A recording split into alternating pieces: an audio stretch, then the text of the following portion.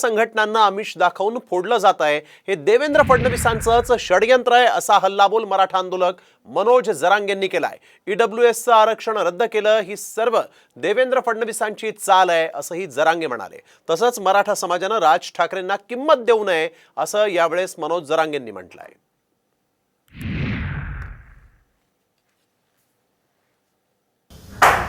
पुन्हा अनेक टोळ्या जमवायला सुरुवात केली, म्हणजे मराठ्यांची काही संघटना फोडायला सुरुवात केली आमिष दाखवून किंवा काय दाखवलं असेल त्यांचे त्यांना माहिती।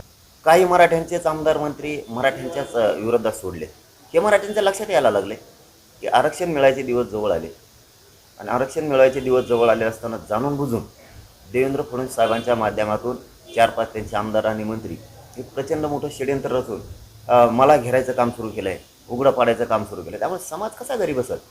मी जाहीर बोललेले, ज्यावेळेस मी बोलतो ना, मी सामान्य साधा माणूस आहे, मी शेतकऱ्यांचा पोरगा आहे।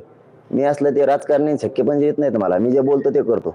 मी मागच सांगितलं होतं आमचा ज्वलंत मुद्दा आहे मराठा आरक्षणाचा, हे मी 7 महिन्यापूर्वी सांगितलेलं आहे। मराठा आरक्षणाचा हा ज्वलंत मुद्दा आहे हातात, मी 2-2 काम हातात नाही धरत। मी चौंडीला गेलो होतो त्यावेळेसही सांगितलं होतं, एकदा मराठा आरक्षणाचा प्रश्न मार्गी लागला की धनगराचं मुस्लिमाचं आरक्षण कसं देत नाही तेच बघतो मी यांच्याकडे।